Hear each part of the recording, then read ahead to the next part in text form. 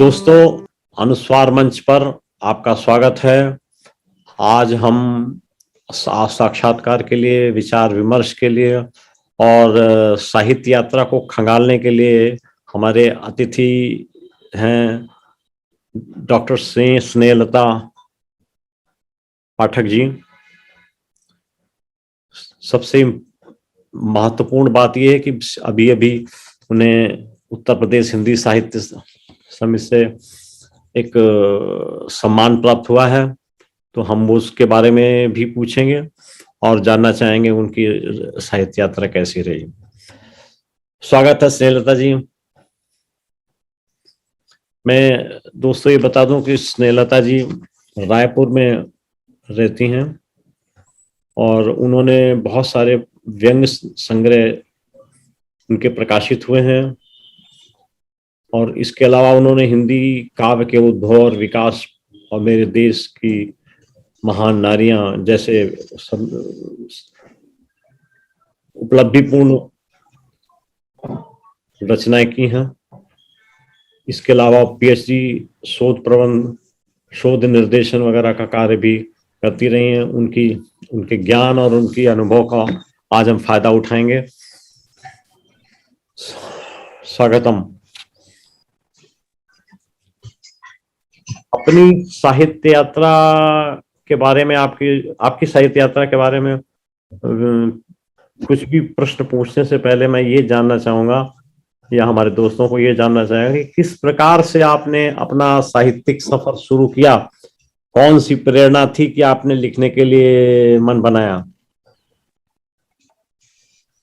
देखिए, लेखन तो ये आत्मा से जुड़ी होती है, मन से जुड़ा होता है जी। जब मन में बहुत सारे विचार कौंधने लगते हैं, बहुत सारी विसंगतियां उनमें मौजूद रहती हैं और जब उसे कोई रास्ता नहीं मिलता है, अगर उसके पास कलम की ताकत है तो वही विचार उसकी कलम से उतरने लगते हैं और वो साहित्य की ओर प्रेरित हो जाता है, क्योंकि बिना अंतः प्रेरणा के कोई भी कलम नहीं साध सकता। मेरे जीवन में भी कुछ ऐसी ही घटनाएं हुई, कुछ ऐसी ही बातें होती रही, कुछ ऐसी ही स्थितियां आती रही कि जब मैंने कलम का सहारा लिया तो मतलब इतने विषय मिलते चले गए कि मेरी कलम फिर रुकी ही नहीं और मुझे एक अच्छा साथी मिला कलम के द्वारा कि मैं अपनी परिस्थितियों को सामने रख सकूं। बहुत आपके परिवार के जो वातावरण है वो साहित्यिक वातावरण रहा, ऐसा लगता है, ताकि उससे आपको प्रभाव मिला कुछ? नहीं, मेरे घर का साहित्यिक वातावरण बिल्कुल भी नहीं रहा। अच्छा। केवल वैसी ही पढ़ाई हुई कि नौकरी लग जाए, बाकी किसी को ऐसा पढ़ने लिखने में विशेष रुचि नहीं थी। इसके पीछे एक सबसे बड़ा कारण ये हो सकता है कि आर्थिक जी जो कमी रहती है उसके कारण भी आदमी शायद पढ़ने लिखने के प्रति रुचि नहीं रखता है। वो ये सोचता कि बस उतना ही अध्ययन करें और उतनी ही अपने आप में योग्यता लाए कि हमारी नौकरी लग जाए। तो इस तरह से परिस्थितियों से उलझता रहा मेरा परिवार, जूझता रहा मेरा परिवार किसी तरीके से। इसलिए पढ़ने लिखने का माहौल मुझे नहीं मिला, लेकिन पढ़ाई के लिए रोका भी नहीं गया कभी। हमेशा आगे बढ़ने के लिए ही प्रेरणा मिलती रही, क्योंकि मैं अपने परिवार में सबसे छोटी थी, तो मुझे कहा गया कि तुम पढ़ो। तो ये शुरू कब से हुआ आपका साहित्यिक? ये शुरू हुआ है सन 75-76 से शुरू हुआ। अरे वाह जी। मुझे याद आ गया, 1975 में मेरी भी पहली कविता छपी थी। आपका कौन सी रचना पहली बार प्रकाशित हुई? पहली बार तो मैंने एक कहानी लिखी थी, अंतर्द्वंद। वो शायद 73 में लिखी थी, जिसको मैंने छुपा के रखा 2-3 सालों तक। किसी को बताने में संकोच हो रहा था कि कोई हंसेगा तो नहीं, मैंने पता नहीं क्या लिखा है। लेकिन महाविद्यालय में 2-3 प्रोफेसर थे, तो उनको मैंने दिखाया कि भाई मैंने ये कहानी लिखी है। तो उन्होंने कहा ये तो बहुत अच्छी है, आप इसको छपाओ। तो मैंने ऐसे नागपुर से जो नवभारत निकलता था जी उसमें इस कहानी को भेजा, तो मेरी कहानी छप गई। वहीं से मेरी प्रेरणा मिलती रही मुझे। ये 1975-76 में हुआ? जी। बहुत सुंदर, और बहुत अच्छे अखबार में प्रकाशित हुए। किन किन विधाओं पर आपका कार्य हुआ है इस यात्रा के दौरान? मैंने शुरू में कहानियां लिखी, 10-12 कहानियां लिखी। उसके बाद मैं अचानक व्यंग की ओर मुड़ गई। कुछ ऐसी ही व्यंग के समाज, व्यंग लेखकों का जो समाज होता है वो ये सोचता है कि महिलाएं व्यंग नहीं लिख सकती हैं, क्योंकि महिलाओं का जो क्षेत्र रहता है वो बहुत सीमित रहता है। उनकी जो सोच है वो घर गृहस्थी, एक जगह मैंने पढ़ा था कि महिलाओं के बारे में लिखा था कि उनका जो दायरा है वो शयन कक्ष से लेकर के किचन तक होता है, और किचन से लेकर के शयन कक्ष तक होता है, इसके बाहर उनका दायरा नहीं होता। ये दुर्भाग्यपूर्ण है मेरे हिसाब से, तो उनका दायरा वहां तक होता है जहां तक पुरुष नहीं पहुंच सकते। बिल्कुल सही बात कही आपने। तो इसलिए मैंने व्यंग लिखना शुरू किया, और मेरा व्यंग मेरे घर से ही निकला जी। कि सुनते थे बहुत शोर कुत्ते की वफादारी का, पाल के देखा तो एहसान फरामोश निकला। तो मैंने ये रचना लिखी और लिफाफे में बंद की और इंदौर की नई दुनिया में भेज दिया। ये सन 81-82 की बात है। तो वो छप के आ गई। अरे वाह। बस तभी से मैंने कहानियों को छोड़ करके व्यंग की ओर मुड़ गई। तो कहानी के जो आपके संग्रह हैं ये बाद के हैं? नहीं, कहानी का संग्रह मेरा कोई है ही नहीं। अच्छा। वो तो एक ऐसे राष्ट्रीय, हाँ, बाकी तो मेरे सारे के सारे संग्रह व्यंग के ही हैं, और व्यंग से ही शुरुआत हुई थी, तो उसी के संग्रह मेरे निकलते चले गए। क्योंकि यहाँ छत्तीसगढ़ में लतीफ भोंगी साहब थे, राष्ट्रीय स्तर के नक्षत्र थे, वो सितारा थे व्यंग में, तो उनका साथ भी मुझको बहुत मिला। संपादन आपने किया उनकी जी किताब का? जी हाँ, किताब का संपादन किया आपने? जी हाँ। ये आधुनिक हिंदी काव्य का उद्भव और विकास, ये संदर्भ ग्रंथ है, शोध प्रबंध है। शोध प्रबंध आपने पीएचडी के लिए किया होगा? जी हाँ, जी हाँ। तो इसको छपवाया? इसको कानपुर से ही छपवा दिया था उसी समय, मेरे ख्याल से सन 86-87 की बात है। अच्छा। तो अमन ने छपा था? जी, अमन प्रकाशन से? अमन प्रकाशन नहीं, प्रकाशक कौन था इस किताब का? अब मुझे ध्यान नहीं आ रहा है कौन सा प्रकाशन था उनका। विद्या प्रकाशन। विद्या प्रकाशन जी। अच्छा, क्योंकि अगर ये किताब आप हमें दे सकती हो तो विचार कीजिएगा। हाँ बिल्कुल बिल्कुल, टाइटल है, हाँ, तो विचार कीजिएगा जी। चलिए अगले प्रश्न की तरफ चलते हैं। साहित्य की किस विधा में आपने काम किया और किस विधा में आपकी रुचि सर्वाधिक है? तो व्यंग में ही, हाँ, मेरी रुचि तो व्यंग में ही है और व्यंग ही लिखना चाहती हूँ। अब कहानियों की तरफ मेरी शैली जो है ना, वो घबरा जाती हूँ मैं कि अब कहानी की शैली को, व्यंग की शैली को कहानी की तरफ कैसे मोड़ूं। तो अब वैसे ये बड़ा अच्छी खोज होगी कि कहानियों को व्यंग्यात्मक तरीके से लिखा जाए। हाँ जी, हाँ। लेकिन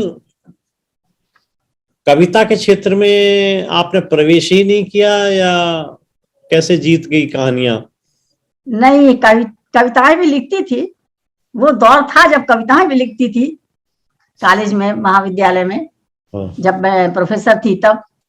लेकिन इस तरह से कविताएं नहीं लिखी कि उनका मैं जिक्र कर सकूं, अच्छा, या उनको छपवा सकूं। पर मैंने कविताएं भी लिखी हैं, गजल भी लिखी हैं, शेर शायरी भी लिखी है, सब कुछ किया है।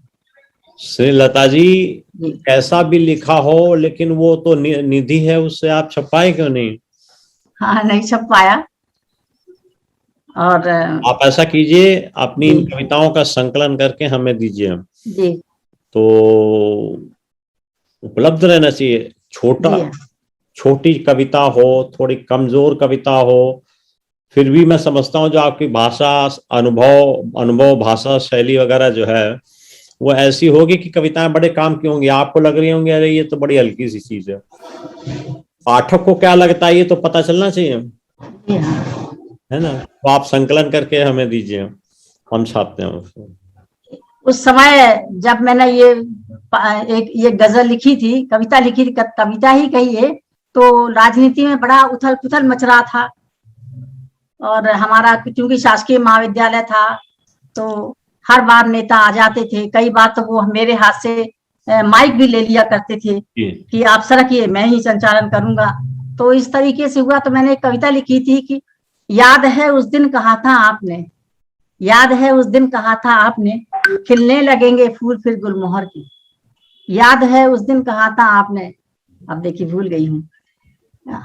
आएंगी फिर से बहारें अब नहीं, खिलने लगेंगे फूल फिर गुलमोहर के। याद है उस दिन कहा था आपने, बदला हुआ है आज कुछ मौसम यहाँ। आएंगी फिर से बहारें अब नहीं, खिलने लगेंगे फूल फिर गुलमोहर के। ये तो बहुत बड़ी सुंदर कविता है। इतनी अच्छी कविता लिखती है और आपने उनका प्रकाशन नहीं कराया। नहीं किया। सचमुच मैं विश्वास कीजिए, मैं बड़ा अच्छा लगा मुझे आपका जो शब्दों का चयन है इस चीज के लिए। तो इसको लिखिए।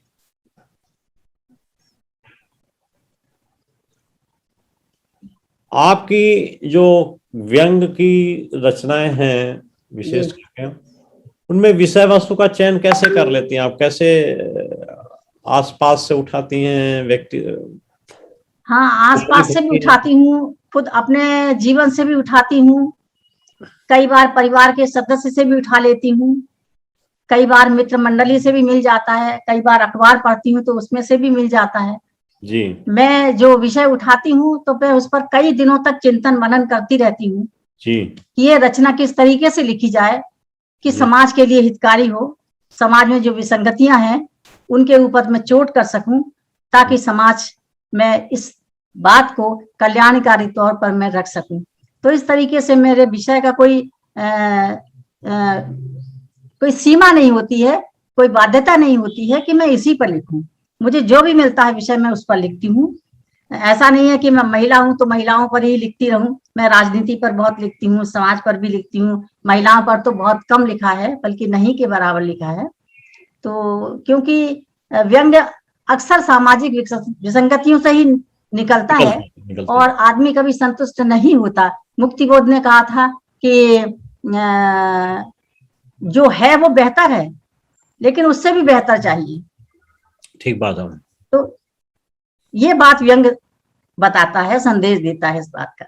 मैं इसकी पूर्ति करने की अनुमति चाहता हूँ। पूर्तियों करने के लिए जो है उसके अलावा जो नहीं है वो चाहिए, बिल्कुल, और साथ ही जो है उससे बेहतर और चाहिए, वो और चाहिए। जी। तो दो चीजें हैं, एक तो बेहतर चाहिए और दूसरी चीज मात्रा में भी और चाहिए। सही बात है। दोनों पक्ष हैं। तो व्यंग में विषय वस्तु का चयन कितने प्रतिशत वास्तविक घटनाओं का या कितने प्रतिशत काल्पनिक घटनाओं से हम सोच सकते हैं आपसे? मेरी जो व्यंग रचनाएं हैं वो वास्तविक घटनाओं पर ही ज्यादा हैं, लेकिन व्यंग को पठनीय बनाने के लिए, उसकी शैली को आकर्षक बनाने के लिए उसमें कल्पना के रंग तो घोलने ही पड़ते हैं, क्योंकि बिना कल्पना के साहित्य पठनीय नहीं हो सकता। परंतु जो बातें होती हैं उनमें कल्पना नहीं होती है, ठोस यथार्थ की बातें होती है, इसी धरती की बातें होती है, लेकिन वो धरती अच्छी लगे इसलिए तो हम फूल खिलाते हैं। ठीक बात, बस ये बात है। बढ़िया। कौन सी रचना आपको सबसे प्यारी लगती? किसी एक रचना का नाम लीजिए। वैसे तो लिखने वाले को अपना हर चीज प्यारा लगता है, हर शब्द प्यारा लगता है, लेकिन फिर भी अगर उसमें से चयन करना हो तो आप किस रचना का चयन करेंगे? देखिए, हाँ, जो आपने बात कही कि लेखक अब माँ के लिए जैसे सारे बच्चे अपने प्रिय होते हैं जी, चाहे वो होशियार हो चाहे होशियार ना हो, चाहे कुरूप हो चाहे सुंदर हो, उसे अच्छे ही लगते हैं। वैसे ही हर रचनाकार को अपनी रचनाएं अच्छी लगती हैं। परंतु एक समय था जब मुझे एक रचना बहुत अच्छी लगती थी और उसको लोगों ने खूब सुनना चाहा जी। रायपुर के मंच से, एक और मेघदूत। एक और मेघदूत, जी, वेरी गुड।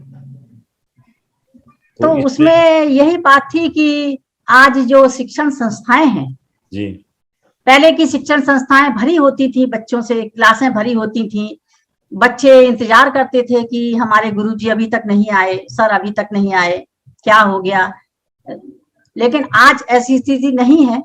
जी। आज गुरुजी कक्षा में होते हैं परंतु बच्चे नहीं होते हैं, और वो गुरुजी बहुत परेशान हो जाते हैं कि क्या किया जाए, बच्चों को किस तरीके से क्लास में बुलाया जाए, छात्रों को। तो वो मेघदूत की कल्पना करते हैं जी। और मेघदूत को संदेश देते हैं कि तुमने कालिदास का संदेश तो पहुंचा दिया था, हाँ। यक्ष का संदेश तो पहुंचा दिया था, मेरे ऊपर भी कृपा करिए और मेरा ये संदेश भेजिए मेरे बालकों को कि वो कहाँ हैं और क्यों नहीं आते हैं। नहीं, और वो रास्ता बताता है पूरा का पूरा कि यहाँ यहाँ मिलेंगे, सिनेमा घर में मिलेंगे, पान ठेले पर मिलेंगे, और इधर मिलेंगे उधर मिलेंगे। तो मैं वापस आकर के उसकी आंखों से आंसू निकल पड़ते हैं, 2 बूंद निकलते हैं, और कहते हैं कि सर आप बुरा मत मानिए, आपके बच्चों को अब गुरु की तलाश नहीं है, गुरु की आवश्यकता नहीं है, क्योंकि उन सब के हाथ में मोबाइल था और मोबाइल में गूगल खुला हुआ था।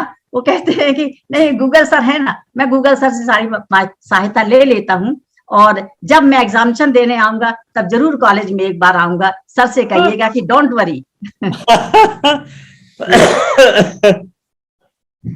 तो ये रचना जो मैंने लिखी थी, तो कई बार यहाँ पर बहुत सुनने की चाहत महसूस की लोगों ने, और खूब चाव लेकर के सुनते थे इस रचना को। मेघदूत की बात पे मुझे याद आ गया, मैंने भी उसका काव्य अनुवाद किया है जी। यक्ष कथा के नाम से। अच्छा अच्छा।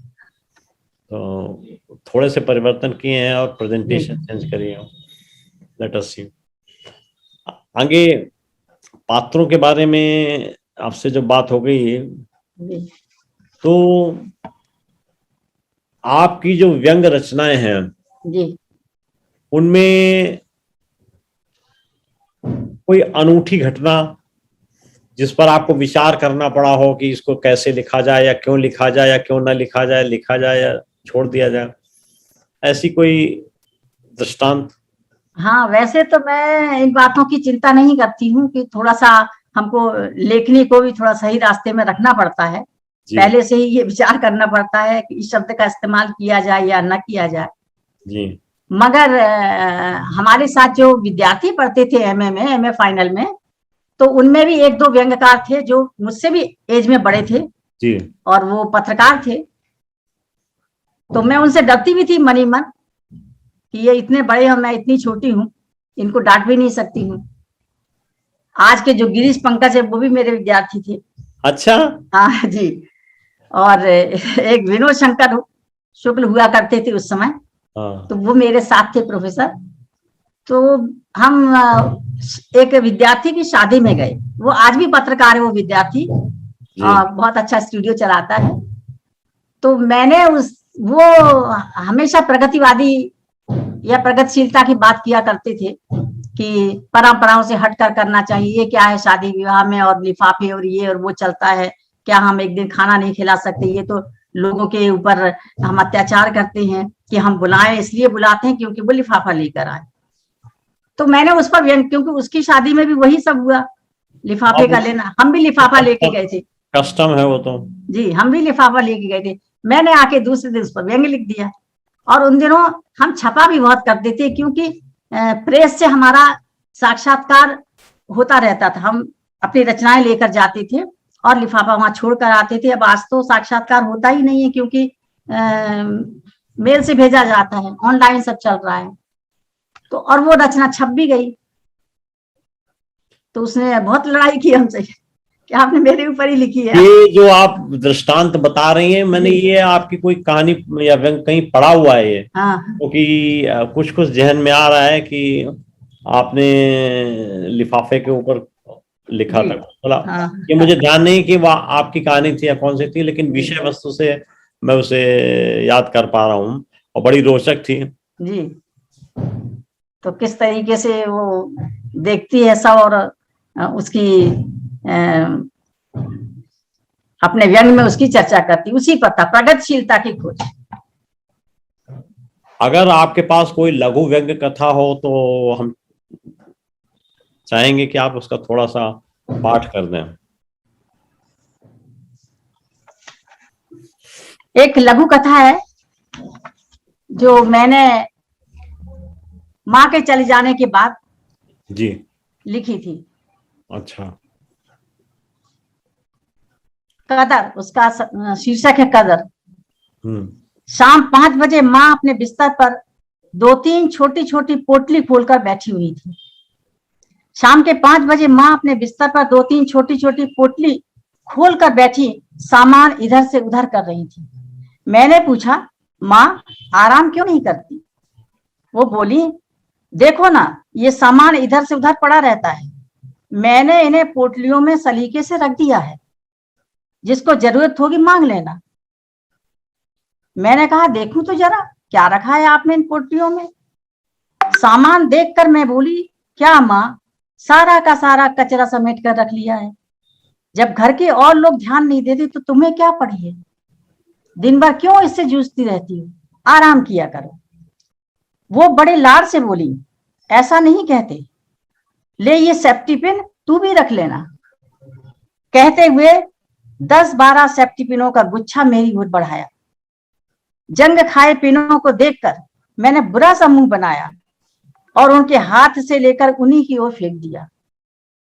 माँ ने उन्हें उठाकर फिर छोटी सी पोटली में बांध दिया। बात आई गई हो गई। लगभग 8 दिनों के बाद मैं कॉलेज जाने की तैयारी में थी। साड़ी ठीक करने के लिए एक सेफ्टी पिन की जरूरत थी। साड़ी ठीक करने के लिए एक सेफ्टी पिन की जरूरत थी। मैं बौखलाई सी पूरे घर में ढूंढ रही थी। अचानक माँ की सेफ्टी पिन वाली बात याद आ गई। अचानक माँ की सेफ्टी पिन वाली बात याद आ गई। झल्लाहट में भी आंखें नम हो गई, पर मजबूर हो गई थी। काश माँ के दिए हुए सेफ्टी पिन रख लिए होते। बहुत सुंदर, बहुत सुंदर। जब भी इसको याद करती हूँ तो मेरी आंखें भर जाती हैं। सही बात है। वो छोटी सी सेफ्टी पिन हाँ, किसी समय पर जरूरत के लिए बड़ी महत्वपूर्ण बन जाती है। बन जाती है। बुजुर्गों की आदत भी रहती है, वो सारा सामान संभाल के रखने लगते हैं। आज मैं भी उसी दौर से गुजर रही हूँ तो मैं याद करती हूँ ठीक बात है। अब कि वो कैसे संभाला करती थी, आज मैं सिखाना संभालती पड़ेगा, बच्चों को तो सिखाना पड़ेगा ना। हूँ। और वही आगे उनके काम आता है, लेकिन सीखते समय जब वो उसके ऊपर हाँ, विरोध करते हैं कि अरे ये क्या बकवास। पर आज के समय में ये बातें उपयोगी नहीं है, क्योंकि आज तो ऐसा है ना कि आज यूज किया कल थ्रो किया, ऐसी वाली की संस्कृति आ गई है। आ गई है। तो व्यंग विधा में आगे चलते हुए आपका अनुभव कैसा रहा कि ये विधा एक स्वतंत्र विधा मानी जाए या इसको सबका सप्लीमेंट माना जाए? देखिए, आज तो व्यंग विधा साहित्य की जितनी भी विधाएं हैं, चाहे कहानी हो, उपन्यास हो, नाटक हो, एकांकी हो, संस्मरण, जो भी हो, साहित्य की जितनी विधाएं हैं, सभी विधाओं के ऊपर गजेटेड ऑफिसर की तरह रह रहा है। उसका जो ओहदा है वो बहुत बढ़ गया है। बढ़ गया। आज किसी भी पत्रिका में आप अपनी रचना भेजिए, यदि आपने उसमें लिख दिया है कि यह मेरी व्यंग्य रचना है तो वो निश्चित रूप से छपेगी। अच्छा। चाहे वो कैसी भी हो। अच्छा। हर पत्रिका में देख लीजिए, हर अखबार में देख लीजिए, कॉलम व्यंग्य का रहता ही रहता है। तो आज व्यंग्य का ही जमाना है, क्योंकि आदमी व्यंग्यात्मक ढंग से ही सोचने लगा है, व्यंग्यात्मक ढंग से ही काम करने लगा है, व्यंग्यात्मक ढंग से ही एक दूसरे से बात भी करता है। इसीलिए हमको ऐसा लगता है कि ये आदमी सच्चा है कि नहीं है। हर आदमी एक दूसरे को शक की नजर से देख रहा है। हर आदमी के चेहरे पर मुखौटे लगे हुए हैं। तो ऐसे में व्यंग्य नहीं लिखा जाएगा तो और क्या लिखा जाएगा? आत्मा से निकली हुई कहानियां आजकल लोगों को पढ़ने में मजा नहीं आता, व्यंग्य ही मजा आता है। एक्चुअली लोगों की कामकाज में इतना समय चला जाता है, ऊर्जा व्यय हो जाती है कि वो लोग पढ़ाई की तरफ या गंभीर विषयों की पढ़ाई की तरफ नहीं मुखातिब होते। और हास्य व्यंग हल्का फुल्का जो होता है उसके बारे में उनकी ज्यादा रुचि बढ़ती रहती है। वैसे इसी संदर्भ में हास्य और व्यंग के बीच में जो ये अंतर किया जाता है, आपके नजर में क्या है? ये अंतर है या एक जैसी चीज है? देखिए, गंभीरता आदमी को बोझिल बना देती है, इसलिए गंभीरता चूंकि सच्चाई पर ही टिकी होती है तो उसे हम उपहास की शैली में तो लिख नहीं सकते। जी। तो उस गंभीरता को पाठक आत्मसात करे, उस पर चिंतन मनन करे जी, उसे याद रखे। इसलिए हास्य बहुत जरूरी है जी। यदि उसमें थोड़ा सा भी हास्य हो गया तो निश्चित रूप से वह पूरी रचना पढ़ पाएगा, अन्यथा बहुत ज्यादा गंभीर रचना बोझिल हो जाती है। और हर पाठक सुधरने के लिए उसको नहीं पढ़ता है, वो आनंद के लिए पढ़ता है, आनंद के लिए पढ़ता हूँ जी, मनोरंजन के लिए पढ़ता है। इसलिए उसमें हास्य बहुत जरूरी है। फुअर हास्य नहीं होना चाहिए। फुअरता हास्य में, अगर हास्य में फुअरता आ जाती तो निश्चित रूप से रचना का जो स्तर है वो गिर सकता है। बिल्कुल ठीक। तो रचना की गंभीरता बनाए रखने के साथ साथ हास्य पर भी उसमें निश्चित रूप से पुट होना चाहिए, ताकि रचना सरस बन सके, रोचक बन सके और पठनीय बन सके। बिल्कुल ठीक बात। व्यंग के बारे में एक और बिंदु चलता है जिस पर आपका विचार जानना चाहूंगा। कुछ लोग ये कहते हैं कि व्यंग की उत्पत्ति सटायर से हुई, इंग्लिश लिटरेचर में सटायर से हुई, जबकि कुछ लोगों का कहना है कि व्यंग तो सटायर के पैदा होने के पहले ही इंडिया में पुराने ग्रंथों में मिलता है। तो आप इस पर क्या टिप्पणी करेंगे? देखिए सर, मैं तो ये मानती हूँ कि व्यंग किसी से नहीं निकला है। जैसे ही मनुष्य में भाषा की ताकत आई, जैसे ही उसने भाषा सीखी, व्यंग उसी समय पैदा हो गया था। बल्कि मुझे तो ऐसा लगता है कि जब भाषा नहीं थी तब भी आदमी के भीतर व्यंग था, क्योंकि उसे हर बात तो पसंद नहीं आती थी। वो बहुत सी बातें हैं जो अपने इशारों से करता होगा, इशारों से नाराज भी होता होगा, इशारों से आश्चर्य भी व्यक्त करता होगा।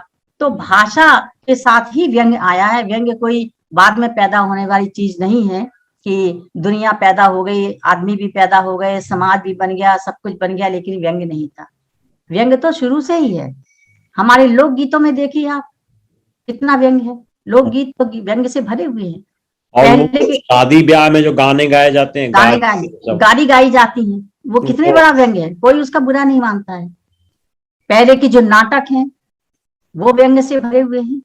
तो व्यंग सटायर से प्रभावित होकर के पैदा नहीं हुआ, व्यंग अपने आप आया है भाषा में, क्योंकि आदमी के जो व्यवहार होते हैं, जो प्रसंग होता है, जो बातचीत करने की कला होती है, कोई बात पसंद आती है, कोई बात नहीं आती है, किसी बात का आदमी विरोध करना चाहता है लेकिन गालियां नहीं देता है, वो व्यंग में ही बात करता है। तो व्यंग तो जन्मजात है, बच्चे को सिखाना नहीं पड़ता, वो आत्मसात करके ही पैदा होता है व्यंग। और ये समाज का ये जो वातावरण है, यही व्यंग के लिए कारक बनता है जी। और सबसे बड़ी बात है कि हमारे आपस में जो अविश्वसनीयता पैदा हो रही है, हर आदमी एक दूसरे को शक की निगाह से देखने लगा है।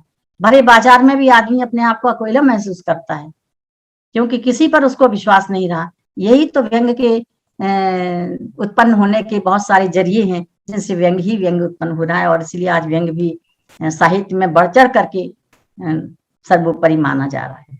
एक चर्चा के दरमियान आया था विषय कि व्यंग के कार्य क्षेत्र या सीमाएं या स्कोप क्या है, तो ये बात आई कि व्यंग तो ज्यादातर नेताओं पर, थोड़ा थोड़ा कार्यपालिका यानी एग्जीक्यूटिव पर, और बाकी थोड़ा बहुत प्रथाओं के ऊपर सीमित होकर रह गया है, जबकि व्यंग का क्षेत्र स्कोप अपार है।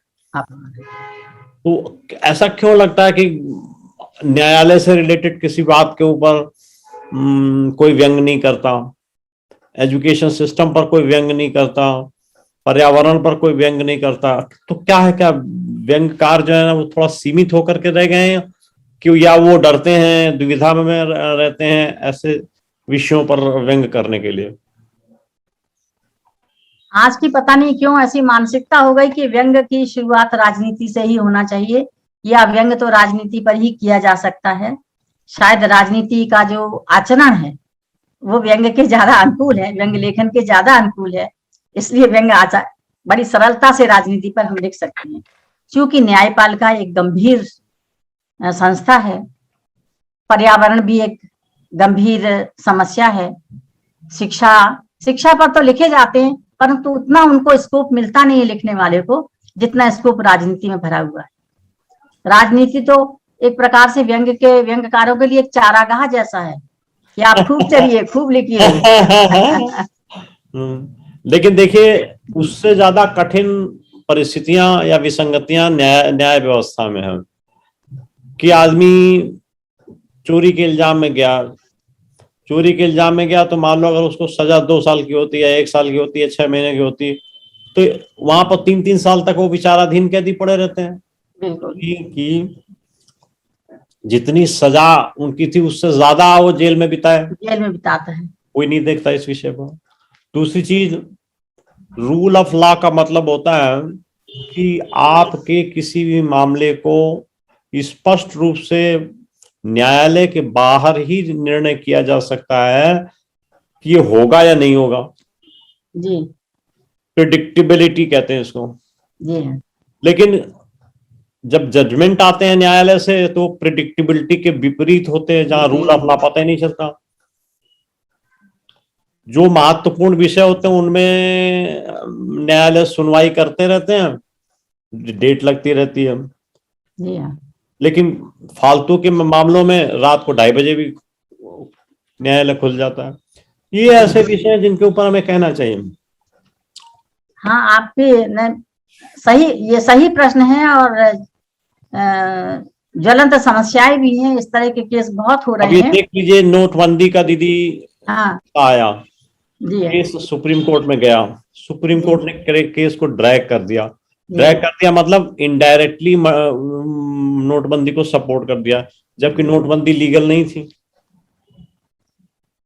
ऐसी चीजों पर हमें डर लगता है, भय लगता है कि न लिखे हैं कुछ, या दुविधा होती है, या ऐसे विषय दिमाग में आते ही नहीं। दिमाग में भी आते हैं, लेकिन इन पर लिखना इतना आसान नहीं। हर व्यंग्यकार अपनी कलम को बचा के भी चलता है और इस दुविधा में रहता है कि इसके पक्ष में लिखे या विपक्ष में लिखे, क्योंकि न्यायालय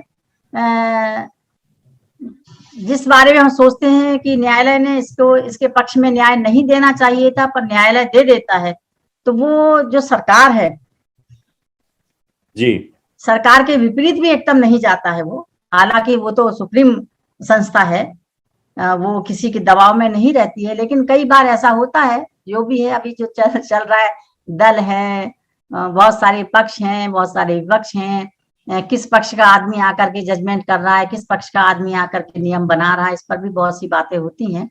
लेकिन आदमी इतना, लेखक जो है ना, वो इतनी गहराई से सोचना नहीं चाहता और अपना समय बर्बाद नहीं करना चाहता।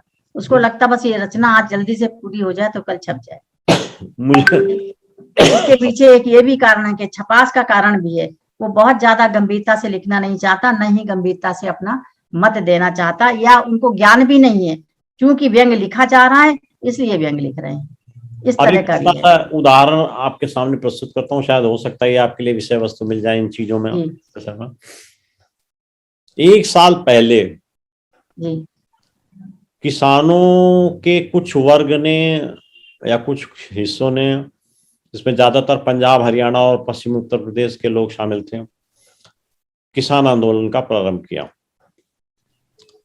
किसान आंदोलन पूरे देश में होना चाहिए था, लेकिन वो इन 3 प्रदेशों को छोड़ करके और दिल्ली को घेरने के अलावा कहीं को किसी की कोई चीख पुकार नहीं मची।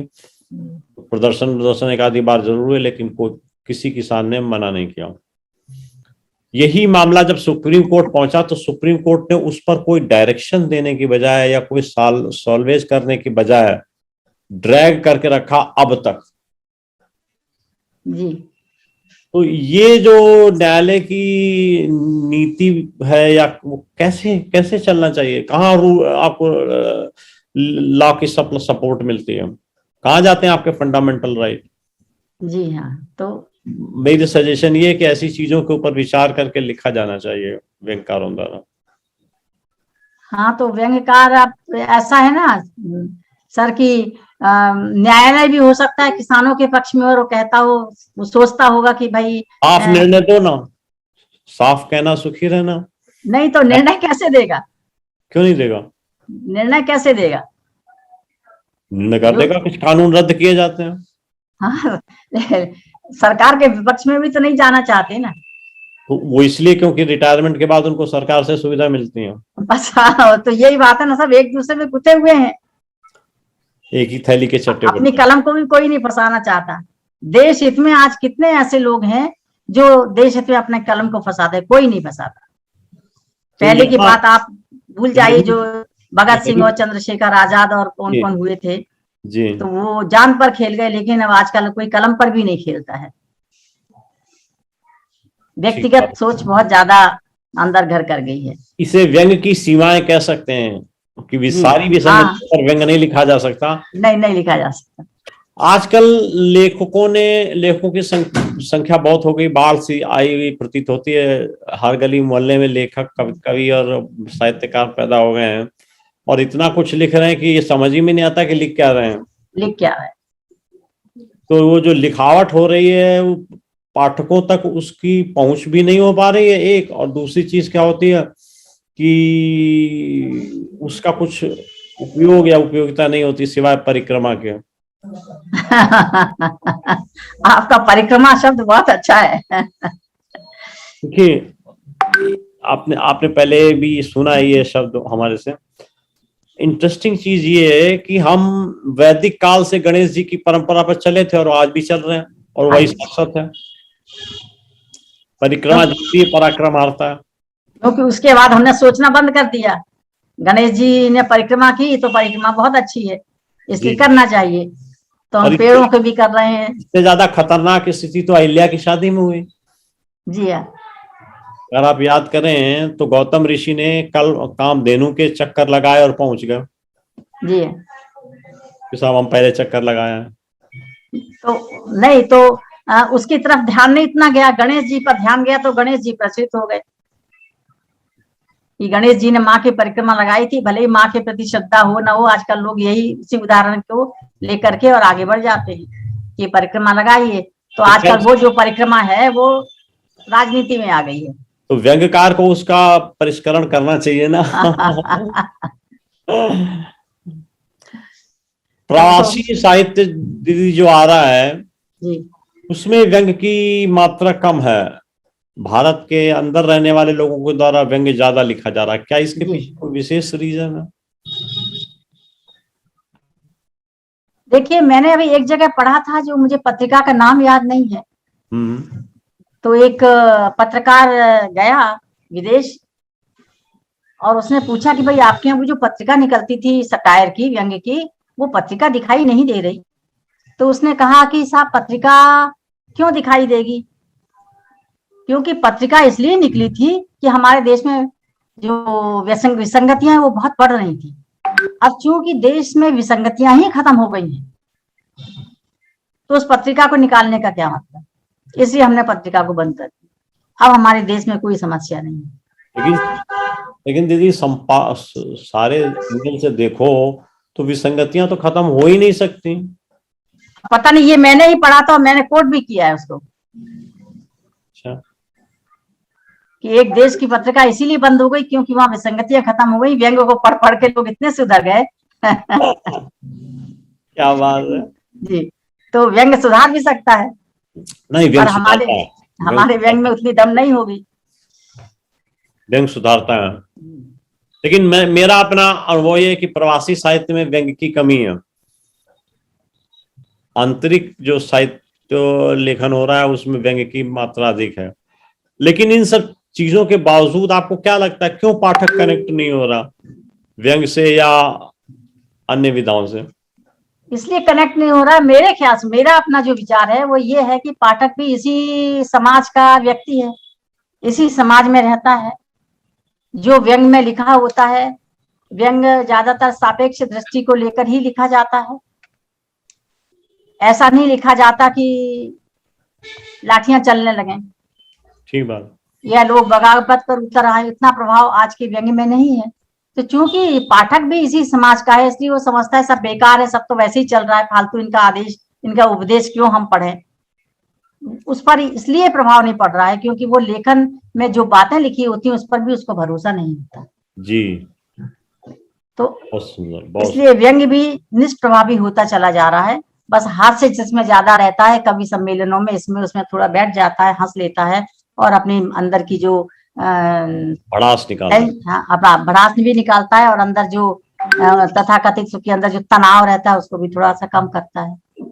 तो यही बात हो गई कि साहित्य के अक्षरों में भी अब वो ताकत नहीं रही कि वो समाज को बदल सके ठीक या है, समाज को अपने साथ रख सके। लिखने के लिए लिख रहे हैं, क्यों नहीं लिख रहे? ठीक कह रहे हैं। अभी तो लोग अपना कद ऊंचा करने के लिए लिख रहे हैं, लगे हुए हैं। अब परसाई ने बहुत सही सही लिखा था, लेकिन उनको भी तो भुगतना पड़ा। ठीक बात। तो उस घटना से नवोदित लोगों में तो डर रहता है हाँ कि यही ना हो जाए। शरद जोशी ने थोड़ा सा बीच का रास्ता अपनाया। हाँ, तो ठीक और रहा जी,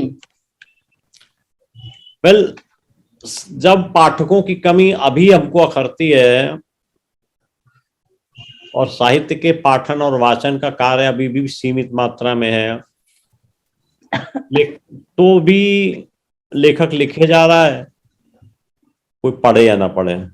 पढ़ने इंटरेस्टिंग चीज होती है कि प्रकाशक 5 ऑथर कॉपी देता है तो बहुत से लोग कहते हैं बस 5 कॉपी दे दीजिए, जबकि दैहिक पुत्रों को या संतानों को तो लाखों करोड़ों रुपए खर्च करते हैं, लेकिन मानसिक संतानों का भी तो कुछ फर्ज के लिए भी तो कुछ फर्ज बनता है। आप लिख करके केवल अगर उसमें अलमारी में लगा लेते हैं तो जग तक कैसे पहुंचेगा, दुनिया तक? वो दुनिया, हाँ जी हाँ, वो अपनी योग्यता को बढ़ाते हैं कि मेरी 10 किताबें प्रकाशित हो चुकी हैं, मेरी 15 किताबें प्रकाशित हो चुकी हैं, इस तरह से अपना कद बढ़ाना चाहते हैं। लेकिन वास्तव में दुनिया को कोई मतलब नहीं कि आपने कितनी किताबें छापी और कितनी किताबें बढ़ाई। लेकिन जहां तक आपने जो पाठकों की बात कही, तो मुझे नहीं लगता कि पाठक कम हुए हैं। अच्छा, पाठकों के पास रास्ते बहुत हो गए हैं। पहले एक ही रास्ता था, पुस्तक पढ़ना या फिर अखबार पढ़ना, लेकिन आज तो डिजिटल मीडिया के कारण कितने रास्ते हो गए हैं। मोबाइल है, लैपटॉप है, उनका अपना वीडियो है, तरह तरह के वीडियो आते रहते हैं। तो वो इन माध्यमों से भी व्यंग को पढ़ता है, साहित्य को पढ़ता है, अपना मनोरंजन करता है, समय पास करता है। अब खाली किताबें ही नहीं रह गई हैं। तो मुझे ऐसा लगता है कि ये कारण है जिसके कारण किताबों के पाठक कम अपने को लग रहे हैं, बाकी कम हुए नहीं है। डिजिटल युग में आपको क्या भविष्य दिखता है साहित्य का? अच्छा भविष्य है, बहुत जल्दी जल्दी स्प्रेड हो रहा है, वो सारी दुनिया में पहुंच जाता है। आज आप यहाँ कहते हैं और आपकी बात वहां तक पहुंच जाती है। पहले ये सुविधा नहीं थी, इसलिए साहित्य की गति तो तेज हुई है। और इसका जो मुख्य कारक है वो डिजिटल मीडिया ही है आज जो चल रहा है। इसलिए भविष्य तो मुझे बहुत अच्छा लग रहा है कि स्वर्णिम भविष्य है इस समय। इतनी तेज गति कभी साहित्य की नहीं रही है। वो युग अलग था, देवलोक की नारद जी कुछ बात कहने के लिए, संदेश देने के लिए स्वर्ग से धरती पर उतर आया करते थे। अब तो ऐसा नहीं है, लेकिन आकाशवाणी जी हाँ, आकाशवाणी हो जाती थी, लेकिन इस मीडिया ने आकर के वो करके दिखा दिया है कि, और बता भी रहा है कि वे पहले की बातें झूठ नहीं थी, वो भी सच थी। ऐसे ही कुछ रहा होगा, उनके पास भी वीणा में कुछ रहा होगा।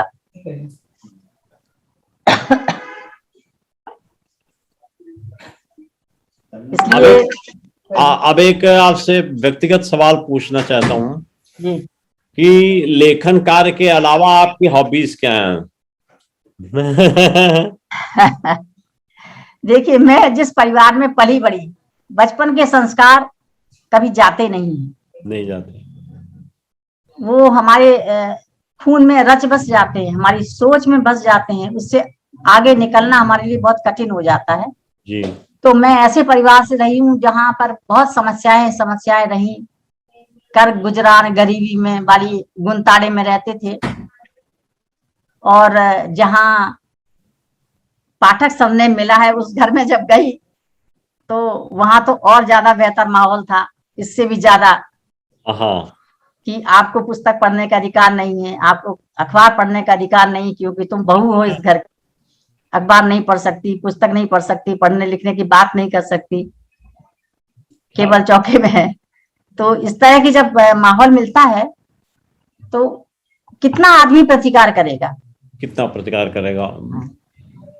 लेकिन फिर भी कई बार परेशानी ये होती है, वैसे माफी चाहूंगा कहने की, कि ये जो प्रतिकार करना होता है इसमें महिलाएं एकजुट नहीं हो पाती हैं। घर में अगर 4 महिलाएं हैं तो चारों के अलग अलग मंतव्य या अलग अलग अलग अलग सिद्धांत होंगे। ऐसा नहीं कि अगर एक के प्रति कुछ हो रहा है तो बाकी सारी महिलाएं साथ खड़ी हों। नहीं नहीं, वो अलग चली जाती है। वो तो वो वो कहती अलग है ये ऐसी हैं।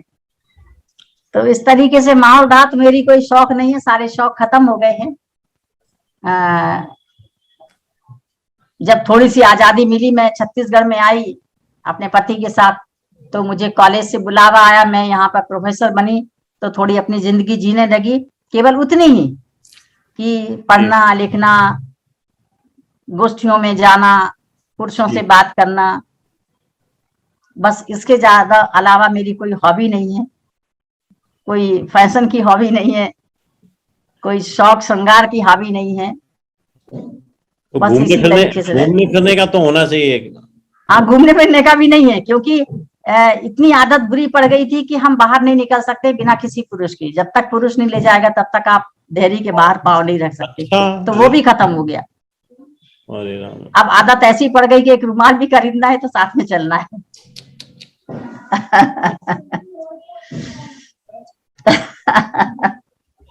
मैं 50 साल से रायपुर में रह रही हूँ, 45 सालों से, लेकिन मुझे रास्ता नहीं मालूम। ओह गॉड, एक्चुअली आपने इतना लिखा है, लोगों को रास्ता दिखाया है विसंगति। हाँ, खुद ही रास्ता नहीं है। और खुद रास्ता भूल जाएंगे तो कैसे बनेगा। लेकिन मेरे पति इतने सहयोगी रहे कि उन्होंने कभी बंधन नहीं लगाया, लेकिन मेरे अंदर ही वो बात समा गई, इसलिए मैं नहीं जाती। ठीक बात है। बस ये, और कहीं कोई बात नहीं है, सब अच्छा है, बढ़िया है। नवोदित जो लेखक हैं, रचनाकार हैं, उनके लिए आप क्या संदेशा देना चाहेंगे? मेरा यही संदेश है सर कि लेखन व्यंग्य का हो या किसी और विधा का हो, वो बहुत परिश्रम चाहता है जी, धैर्य चाहता है, समय चाहता है कि पहले तो आप खूब पढ़िए, उस पर विचार करिए, अपनी भाषा पर गौर करिए। भाषा यदि आपकी उचित नहीं है, साहित्य व्यंग्य के लायक नहीं है, या आपकी शैली कविता के लायक नहीं है, या आपकी शैली संवेदनशील नहीं है, तो आप कहानी नहीं लिख सकते हो। तो सबसे पहले हमको अपना ये आधार मजबूत करना चाहिए, और आधार मजबूत करने के लिए जरूरी है कि हम बहुत पढ़ें और काफी समय दें सीखने के लिए। फिर हम लिखें, लिखने के बाद आप रचना रख दीजिए, 8 दिन बाद फिर उस रचना को निकालिए, फिर आप पढ़िए, फिर रचना निकालिए, फिर आप पढ़िए, तो आपको देखेंगे, आपको लगेगा कि हाँ, आपने जो लिखा है उसमें सुधार की गुंजाइश है, आप खुद ही उसको सुधारेंगे। उसके बाद आप छपवाइए। लेकिन हम ये सोचते नहीं, हम सोचते हैं अभी हमने रचना लिखी है और तुरंत हम उसको प्रकाशित करने की टोह में लग जाते हैं। परिणाम ये होता है कि स्तरहीन और प्रभावहीन साहित्य जब सामने आता है तो लोगों की जो उमंगे हैं, लोगों की जो चाहत है साहित्य पढ़ने की, वो खत्म हो जाती है कि साहित्य तो ऐसा ही, इससे अच्छा तो हम भी लिख सकते हैं। तो साहित्य होना चाहिए प्रेमचंद का साहित्य, साहित्य होना चाहिए रामचंद्र शुक्ल का साहित्य, फणीश्वरनाथ रेणु का साहित्य। और ये कहने को कहानियां लिखते थे प्रेमचंद जी, लेकिन उसमें व्यंग्य की धार इतनी बारीक है कि आप पढ़ेंगे तो पढ़ते ही रह जाएंगे। बिल्कुल मैं सहमत हूँ। हाँ, मैंने तकरीबन पूरा प्रेमचंद का साहित्य पढ़ा तकरीबन। जी हाँ। तो मैं तो मानूंगा कि उनकी कहानियों में वक्रोक्ति होती है। वक्रोक्ति भी है। तो वक्रोक्ति हर कहानी में देखने को मिलती है, तो इसलिए उसे व्यंग्य की सीमा में लाया जा सकता। जी हाँ। पाठकों के लिए आपका क्या संदेशा होगा? ये तो सबसे कठिन प्रश्न तो यही है कि पाठकों के लिए क्या संदेश दूं मैं। अब ऐसा भी नहीं बोल सकते कि भाई ये लोग बेचारे लिख रहे हैं तो आप पढ़िए, है ना। आप ऐसा साहित्य पाठकों के सामने रखिए कि पाठक अपने आप को उससे बचा ना सके, पढ़ने के लिए वो लालच दिखे। पहले हम लोग लाइब्रेरी में जाकर के पढ़ते थे। हम लोग क्या, हमारे पहले पूर्वज भी जाके लाइब्रेरी में पढ़ते थे। पहले इतनी किताबें नहीं छपा करती थी जितनी आज, तो प्रकाशन हर चौराहे पर आपको मिल जाएगा। लेकिन पहले ऐसा नहीं था, तो लोग जाते थे एक दूसरे से मांग कर पढ़ते थे। मैंने प्रेमचंद के गोदाम के बारे में एक जगह पढ़ा था, पता नहीं किसकी टिप्पणी थी, कि जब मैंने प्रेमचंद के गोदाम को लाइब्रेरी से इश्यू कराया और घर में लेकर आया तो उसमें मैंने देखा कि पन्ने के हर कोने पर हल्दी और मिर्ची के दाग लगे हुए हैं। मतलब महिलाएं रसोई में खाना बनाते बनाते भी उस साहित्य को बनाते पढ़ती बनाते थी। पढ़ रहे हैं। हाँ, इतना रुचिकर होता था साहित्य, लेकिन आज ऐसा नहीं है। तो आज ऐसा इसलिए नहीं है कि एक तो डिजिटल मीडिया ने सारा खेल खत्म कर दिया है कि नहीं, उनको क्या पढ़ते हो, मुझको एक देखो। एक मुझे लगता है दीदी, एक और पॉइंट है। जी। हम अगर आपसे कहें कि आप ये पढ़ो, हाँ तो आप उसे आदेश मानोगे, जी। हाँ और आदेश मानोगे तो उसका पालन नहीं करोगे। नहीं दूसरा तो देखिए, चीज ये, आदेश आदेश, हाँ, आदेश आदेश में भी तो अंतर होता है। नहीं, दूसरा जो वास्तविक आदेश है वो ये कि पढ़ के तो देखें। ये भी है। मुझे लगता है कि लेखकों को पढ़ने के लिए नहीं कहना चाहिए नहीं कहना चाहिए। कि पढ़ो, उनको कहना चाहिए पढ़ के देखिए तो क्या लिखा है इसमें। क्या लिखा है। तो इसके लिए एक मुहिम चलाई जानी चाहिए, पढ़ के देखिए तो। सही बात है, अच्छी मुहिम होगी, पढ़िए, पढ़कर देखिए तो। पढ़ के तो देखिए, तो पाठक को लगेगा हाँ ठीक बात है भाई, पढ़ के तो देखते हैं। पढ़ के तो देखिए जैसे एक बीच कैसी। कार्यक्रम आता था, हाँ हाँ। उसमें क्या हर्ज है। अभी तो ऐसा है सर कि यहाँ पर कोई आता है जिसे कहते हैं कि आपका उपन्यास छपा, जरा दीजिए, मैं 8 दिन में पढ़ के दे दूंगा, फिर वो 8 साल तक चेहरा नहीं दिखाते नहीं आता, नहीं क्योंकि आता, पढ़ना नहीं है। नहीं आता। वो जो दिया तो समझो गया। हाँ, और निःशुल्क किताबें आप कितनी भी बांटते रहिए लेकिन कोई नहीं पढ़ता, बेकार जाती हैं किताबें, किसी को पढ़ने का शौक ही नहीं। कुछ कुछ ऐसे मिल जाते हैं 100 में 10 जो वास्तव में पढ़ते हैं और बताते भी हैं कि मैंने पढ़ा तो इस किताब में क्या निकला। अपने परिवार के लोग ही नहीं पढ़ते तो हम बाहर वालों की क्या बात करें।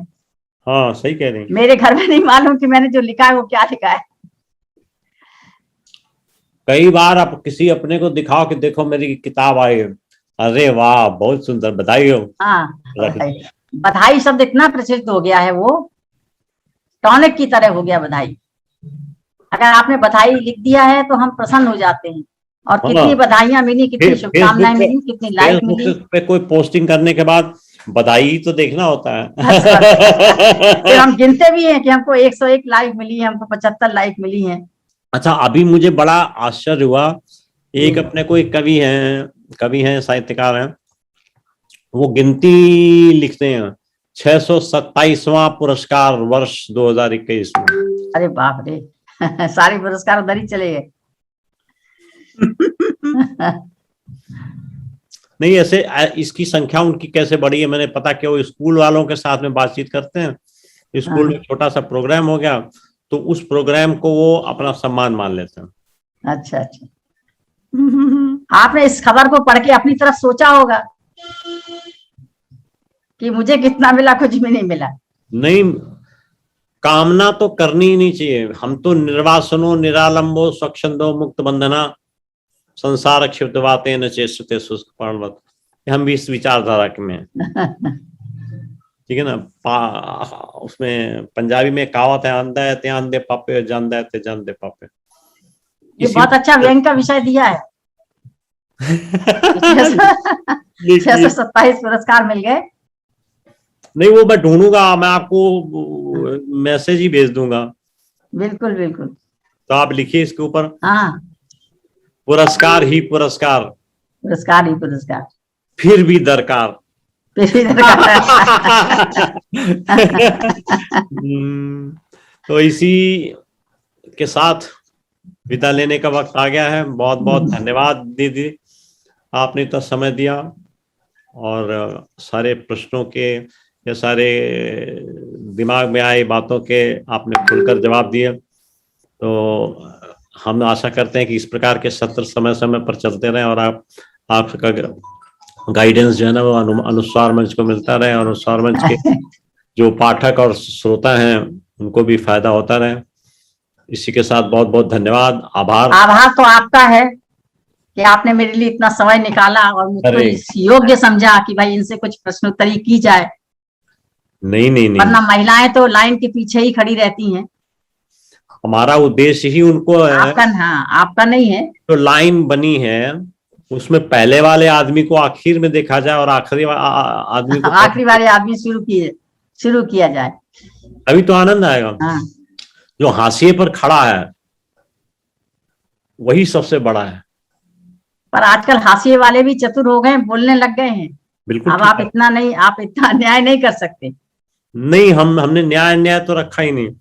अभी सिर्फ अभी अभी तो आप फेसबुक में कुछ समूहों से जुड़े नहीं हो, जो हम महिलाओं का समूह, उसमें आप आके देखेंगे तो आपको पता चलेगा तो कि मेरे महिलाएं को कितनी मेरे आगे को बढ़ गई हैं। जोड़ दीजिएगा। नहीं नहीं, वो वो परमिशन तो नहीं भविष्य है। पुराण में लिखा हुआ है कि हाँ महिलाएं हाँ, पहले शासन बिल्कुल करेंगी। बिल्कुल, हाँ। हम लोग बहुत सोचने तैयार लगी हैं और हम बहुत कुछ लोग बोलने लगी हम्म हैं। तो हमें ऐसे ग्रुपों के बारे में जानकारी दीजिएगा, ज्ञानवर्धन होगा उन लोगों की बातों से। बिल्कुल बिल्कुल, हाँ हाँ। करेगा। चलिए, धन्यवाद, धन्यवाद। आभार आपका। फिर मिलते हैं।